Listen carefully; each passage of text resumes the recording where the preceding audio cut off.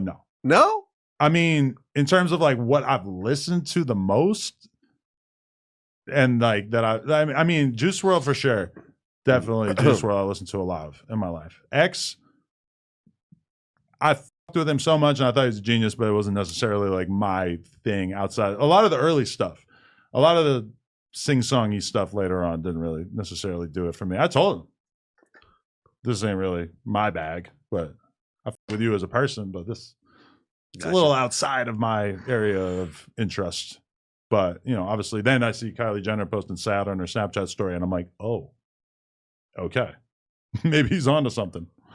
And then obviously became one of the biggest. So who are in your top 10?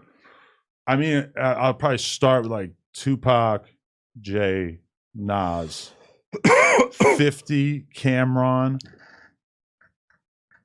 A big part of me wants to put Young Thug in there just because he's been so important to me as a rap fan. Put Chief Keef in there if we're going top 10. Okay. I'd be tempted to put Jadakiss in there.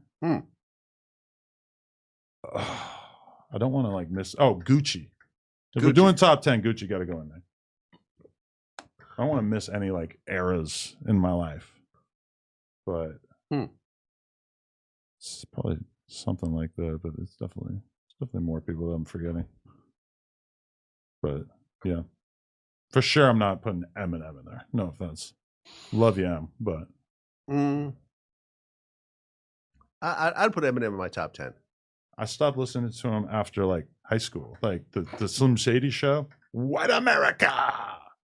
Well, I was up on Eminem before Dr. Dre found him. Yeah, I feel you. So I was in like 8th grade when his Aftermath debut dropped. I purchased the Slim Shady EP, which he put out independently through Sandbox Automatic, which was a website where you could buy like underground vinyl and CDs or whatever else. And I just remember listening to it going like, this guy's brilliant. Like what he's doing, like there is a song about him killing his baby mother and getting rid of the body. Right. With his daughter in the car with him the whole time. Like, and just the craziness around it. And it's like nobody else was doing that. Like nobody in hip hop was talking about this type of shit. But think about it. Like, I'm sure there's lots of men in hip hop already that had all types of crazy drama with their kids' mothers. Yeah. But no one rapped about it like that, until Eminem did it. I just felt like, just skill level. He was just sort of better than everyone else. It was like, I feel like that was also still very much a time where you needed a cosign. And obviously Dr. Dre is about the biggest cosign you can get at that time. And then he's unbelievably skilled as a lyricist, but then he's also got an incredibly strong narrative. He's doing great song, storytelling and like conceptually and everything. And then, he made a bunch of hit records too. But I guess that's part of my problem with him too, is like, hi, my name is, my least favorite hip hop song of all time. I hate that song. Every time I hear it, it pains me until the song is done. I hate it. And the fact that he used that as the debut single on his most recent project, I found deeply upsetting. That song is like nails on the chalkboard to me. And I don't know if anybody else agrees with me. Well, I never really liked that song. I hate it with all my heart. No, I've never, but then again, once again, I was already listening. I heard some of that album because the Slim Shady LP took a bunch of songs that were already on the EP. Not all of them, but a few of them made it onto the final product. So I heard some of the songs before. So by the time that came out, I'm like, oh, okay, this is like kind of the warm-up single, but like I know that he has better shit. So yeah, I mean, listen, at the end of the day, so you and I are both right. There's just preference. We're both right. Yeah.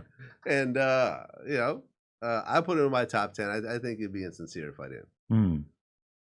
I guess Drake probably deserves a place in my top 10. Even though my problem with Drake has always been that I just don't. You got a white guy on your list. Well, there you go. Yeah, no, I don't. He's still a brother to me. He's half. It's good enough.